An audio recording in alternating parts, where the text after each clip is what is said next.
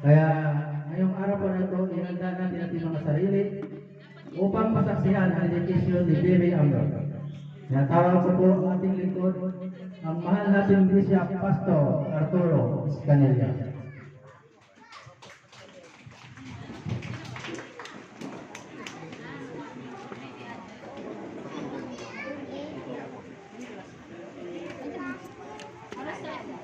Hey, magandang hapon po.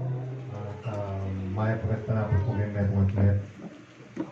Para po kasi naiintindihan ko mayroon po mga kasama natin na hindi nakakaintindi ng Tagalog ay nakapampangan. So magtatagal na po ako. Na, kaya magandang hapon po ulit. Now, bago po tayo darako sa ating pong pagtatalaga sa anak po ni na Brother Ralph at Sir Mary Joy. Let's po muna linawin ng ilang mga punto kaugnay nito at bago sa tawagin dito sa harapan. Una, gusto kong ipaunawan, ang tawag natin sa okasyon na ito, hindi po binyag. Ang salitang binyag ay isa pong maling taguri, maling term. It is a misnomer. Kasi po ang binyag o bautismo ay ginaganap sa isang tao na nasa tamang edad na may wisyo na gusto niyang ipahayag ang kanyang pananampalataya sa paraan ng pagbabautismo o binyag. Na yun yung decision niya. Sabi nga po that water baptism is an outward expression of an inward experience. At yun ay decision ng tao na nananalig, nananampalataya sa Panginoon Yesu Cristo, and so magpapabautismo siya o magpapabinyag, iba yung use Lord. So sa okasyon ito, sa kalagayan po ni Amber yan, hindi po binyag o bautismo kasi sa edad niya, ito ay hindi niya alam ang okasyon na ito. Ito yung desisyon ng kanyang mga magulang na sina Ralph at Mary Joy. Now, ang tanong, ano ba itong child dedication? Una, ito po child dedication ay nakuha natin sa dalawang kustumbre. Una, kustumbre ng mga Hudyo at pangalawa, sariling atin ng Pilipino. Sa mga Hudyo, tulad ng sinabi ni Moises, nang wala pa po sa Kanaan, papuntang Kanaan pa lang ang mga Israelita. Sabi, pagpasok niyo sa lupang ibibigay ng Diyos sa inyo, magtalaga kayo ng isang lugar na kung saan yung asasambay ng Panginoon Diyos at kasama na po yung tinatawag na ceremonial cleansing sa mga nanganak na isang lugar. Now, ito po ay ginawa sa ating Panginoon Kristo nung siya ay 8 araw na gulang na nagpunta sa templo at nagkaroon po ng ceremonial cleansing ang ina niya. No? At doon po ay nagkaroon ng propesiya patungkol sa ating Panginoon na binigay ng isang babae, isang propetisa na nangangalang Ana. Now, yun po ang nakuha natin isang kustumbre. Na tayo po nagtatanggal na lugar, hindi para sa ceremonial cleansing, kasi wala na po yun, kundi papahayagan ng pagpapasalamat sa Panginoon Diyos at paggagawad ng pagpapala sa bata na ipinanganak na desisyon ng mga magulang. Ngayon po ang ating pong dahilan na mayroon ganitong gawain. Now, yung Pilipino na customary naman po, hindi katulad ng mga Hudyo, tayo mga Pilipino po, saan man natin nakuha ang ugaling ito, mayroong ninong at ninang. Well, hindi na po mahalaga saan man natin nakuha, pero nandiyan na po yan. Bagaman ito wala sa Biblia, hindi man laban sa Biblia. So, ang Biblia po ay neutral. Kung mayroong sa child dedication, mayroong witnesses na tuwagin ninong-ninang o wala, it does not matter. Pero sa atin mga Pilipino, it matters. Actually, gawin na natin, hindi naman masama, hindi tayo nagkakasala. So, ang mayroon pong ninong at ninang. Ito lang po ang ihahabilin sa mga ninong at ninang na mamaya ay tatawagin. Kayo po ay napili. Naniniwala ko na kayo napili ng isa sa mga magulang o kaya silang dalawa na tumayong ninong at ninang. Mula po sa araw na ito, ay madadagdagan ang inyong mga pananagutan. Pananagutan saan? Una, hihiling ko po sa mga ninong at ninang na pahalagahan ninyo ang inyong pong kaugnayan sa inyong inaanak. Una, sa pananalangin. Maya-maya po, ipapanalay natin siya, gagawin niyo ang inyong pagpapala sa Pangalawa, sa araw-araw po na ibibigay ng Diyos sa inyo, sa atin, Maaari po ba pag naalala niyo ang inanak na si Amber yan, isang maikling panalangin. At ba, pag-isip niyo isang umaga, maaari po isang maikling panalangin na naisip niyo ang inanak, maaaring ganito po. Panginoon Diyos, ingatan po niyo si Amber o si Amber yan sa buong maghapon na ito. Amen. Segundo lang po, napagmalasakitan niyo na ang inyong inaanak. Okay? And then, kung meron po kayong magagawang iba pa na aspeto ng pagmamalasakit, halimbawa, papasok kayo sa trabaho o may pupuntang lugar, nakita niyo yung inaanak, 3 years old, naglalakad sa kalsada, mag-isa. Oops, hindi maganda. Pagmalasakitan natin. Let's take time na iuwi siya sa kanila, sa bahay, sabihin kay kumpare, kay kumare, Mars, o kaya Pars, yung inaanak ko mag-isa sa kalsada, nakita ko, eto siya. Yun. Bilang kapayagan natin pagmamalasakit sa inyong inaanak. Okay? Maaari po ba yun, mga ninong at ninang? Silence means yes. Salamat po. Okay. At lastly, maaaring kayo po ay may ibibigay na regalo sa kanya. Hindi mo po talaga concern yan. In kind or in cash. Wala po ako doon. Ang aking pagpapahalaga ay yung ibibigay mo regalo sa kanya ngayon.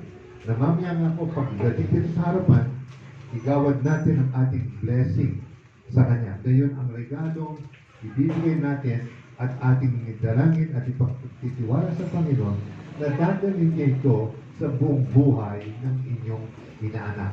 Ano itong blessing ito? Maaaring isang virtue. Maaaring goodness, meekness, wisdom, o mga katangian, o kaya pag-iingat ng Diyos, o kaya divine health, o kaya protection, divine protection, o naman po na igagawad natin.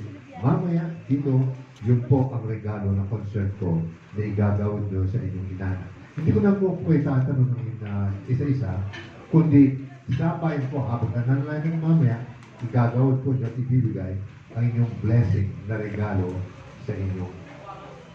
Paano po ba yan? Hindi naman ina? Okay, salamat po. At ngayon tinatuwa ko po ang mga kinauukunan. Una, ang mga magulang, sina Brother Ralph John E. Paras at Sister Mary Joy C. Paras at ang kanyang anak na si Amber Yan Zechariah Cafe Paras. Ipinanganak po November 29 last year.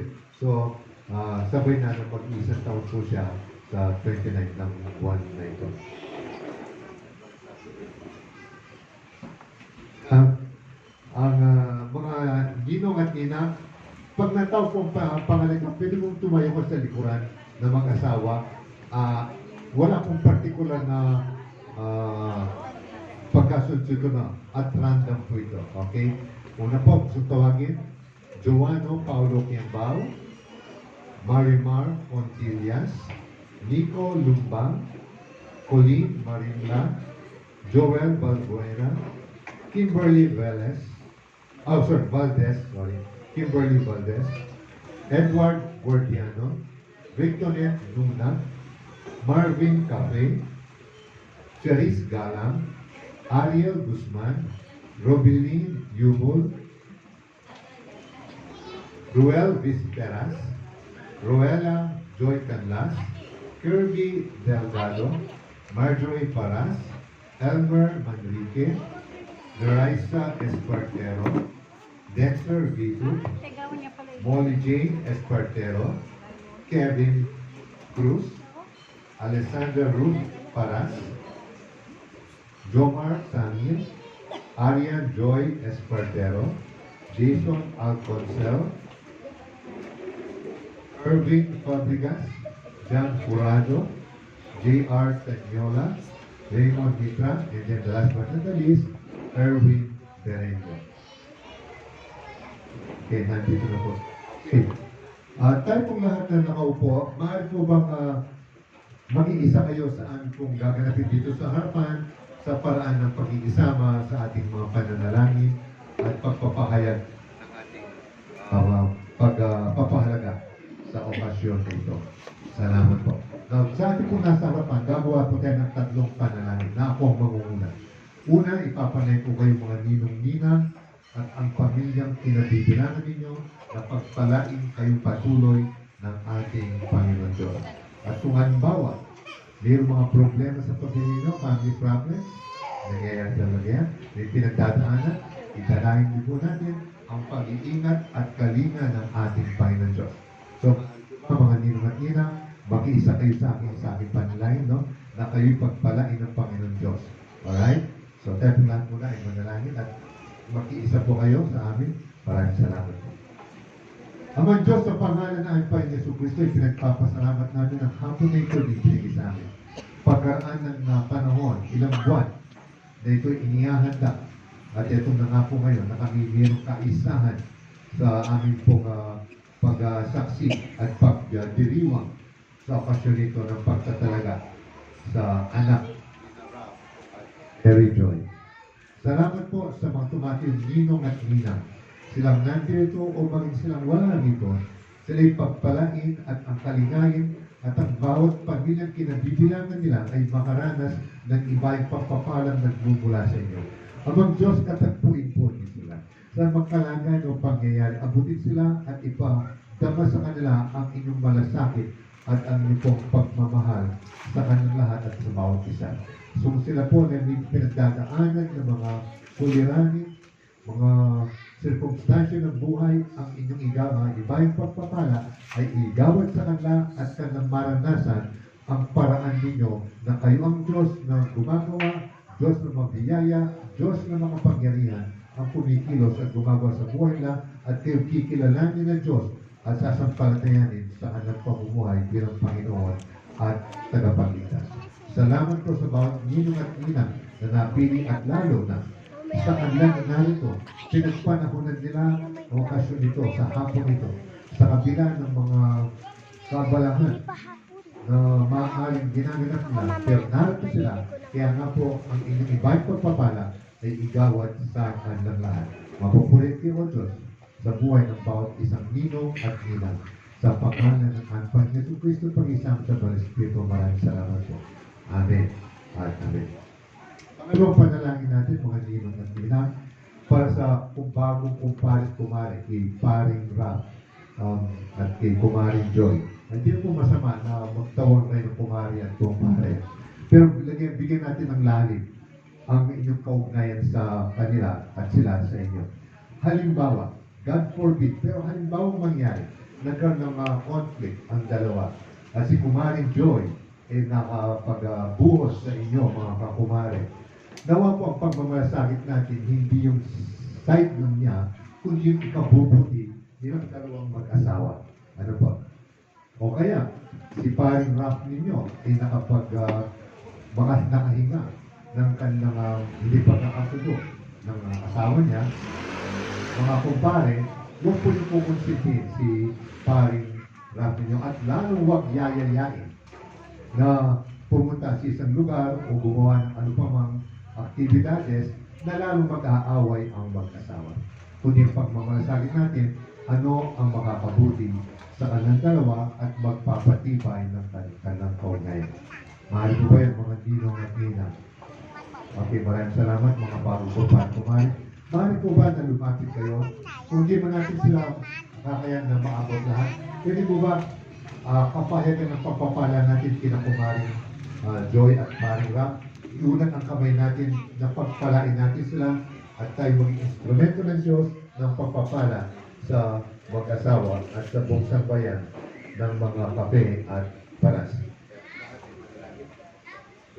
Puno kami? At ngayon naman Diyos, narito kami tumatayo sa inyong banal na harapan, kaisa ko ang mga bagong kumpare at kumare ni Rap at Joy na nagbibigay ng pagpapala sa kanila. Amang Diyos, ang mga kamay na nakaunat ay gamitin ninyo na daluyan ng pagpapala. Ito ay ginagawa na sa pagpapatibay ng kanamabuting kaugnayan kina Rap at Joy at nawa ito ay magawa na sa bawat araw na ibibigay nyo o sa mga panahon at pangyayari na ipapaintun nyo na darating na sila'y makaabot ng kanang pagmamalasakit sa mag-asawa at sa buong sambayan ng mga kape at paras.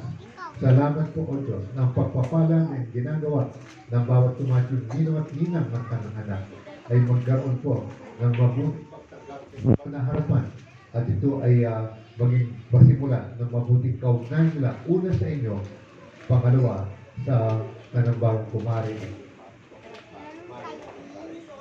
Kung ko kayo at pinapasalamatan sa pagpapalit ng ginagawa ng bawat isa sa pangalan ng aming Panginoon Jesucristo. Okay. Ngayon po, pangatlo na panalangin mga ninong at ninang para sa inyong inaanak. Tulad po nung nabanggit ko kanina, kung meron kayong material na regalo sa kanya, nasa inyo po yan. Ang aking concern, yung spiritual na blessing. Habang ako po ay nananalangin para kay Amber yan, maaari po bang i-verbalize ninyo kahit pabulong lang isang virtue o mga virtues o kaya katangian o kaya katotohanan ng pag-iingat ng Diyos sa inyong inanak. At yun po ang inyong pinakamagandang regalo na dadalhin po ng inyong inaanak mula ngayon at sa buong pamumuhay niya. Mahal po ba yun? Mahal po ba? Tulad ng pag-angat ng kamay natin kanina sa pag-nilay sa kanilang mga magulang. Tulad ng kamay natin ulit ngayon tuon sa inyong inaanak.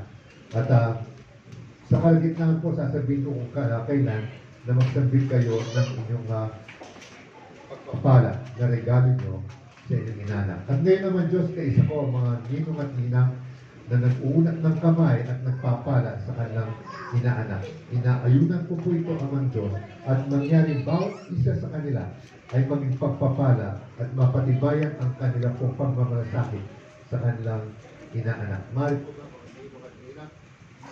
ilang yung blessing na ako rin po ay magbibigay nito at igagawin. Ngayon naman, Diyos, maging tama at katanggap-tanggap sa inyong bahal na harapan ang paggawin natin ng pagpapala sa kanilang inaanak. Amang Diyos, sa pangalan ni Jesucristo, ipinapayag ko ang kabutihan, ang kagaalakan, ang kapayapaan, ang katiwasayan ng pamumuhay, ang katunayan ninyo na tataglayin ng batang ito mula ngayon at sa buong pamumuhay niya. Basta takotang panahon na siya ay mananalig sa inyo, tatanggapin kayong Panginoon at tagapagligtas ng kanyang buhay. Amang Diyos, ipagtanggol siya laban sa lahat ng kasamaan sa aming kapaligiran. Ingatan siya laban sa mga masamang tao. Ilayo siya sa mga masamang espiritu.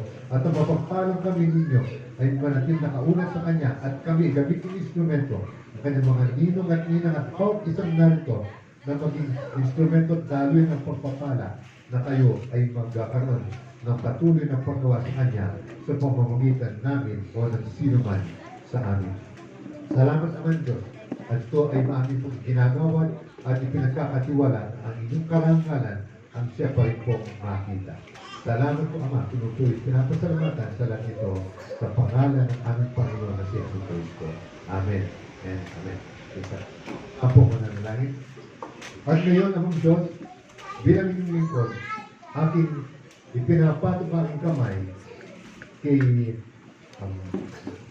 Amber Young na ang inyong pag-iingat at pagpapala ay manatili sa kanya.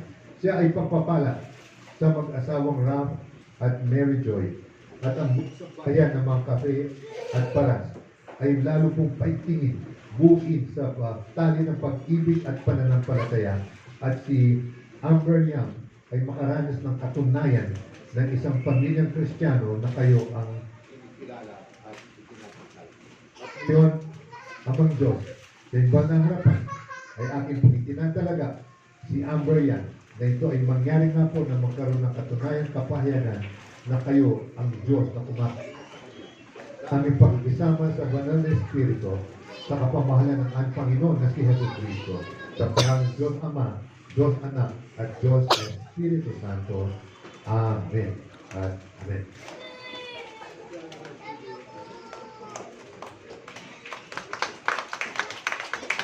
Salamat po. At bibigyan ko po ang mikropono sa kinukulan. Yan po ba na coordinator? Ayun. Si Lolo pala. Ba? Hindi ko nakilala. Okay, si Lolo. Sige daw. Salamat. God bless po. Magandang hapon. God bless.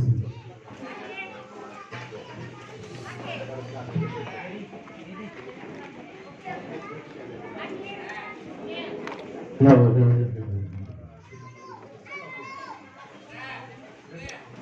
Hello.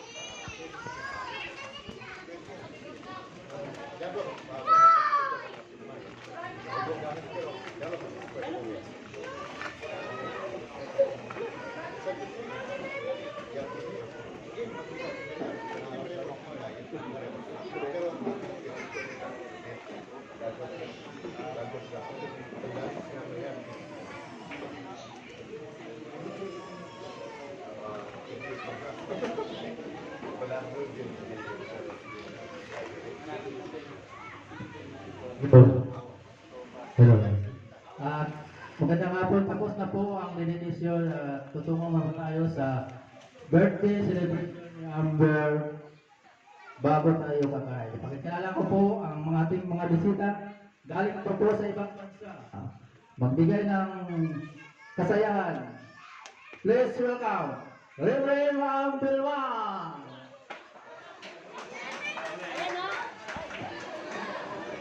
Ayan. Check. Asan yung mga kids? Lahat ng mga kids dito. Check. Yun. Okay, gusto ko sana lahat ng bata, huwag muna tayo mag-swimming. Huwag muna tayo dyan. Dito tayo sa harapan. Kuya Klan po ka ng mga upuan para dito yung mga kids natin sa harapan. Yan, dito. Lahat ng bata, kunin mo. Yung mga isip bata, dyan lang kayo sa likod, ha? Huwag kayong sasali sa harapan. Hindi, dyan lang.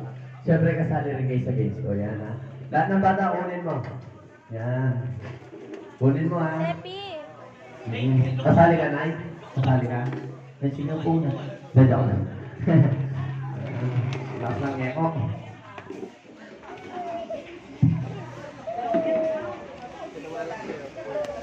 Check. Yun.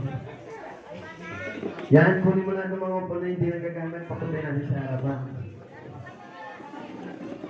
Don't be shy, huwag mong umiiyak ate. Ayan okay.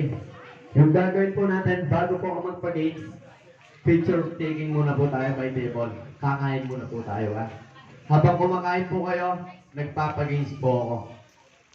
Para habang sumusubo po kayo, may kuha kayong prize, di ba? Libre lang po yan, walang bayad. Kunin mo lahat, pati yung mga na-swimming pool, pahangon muna natin.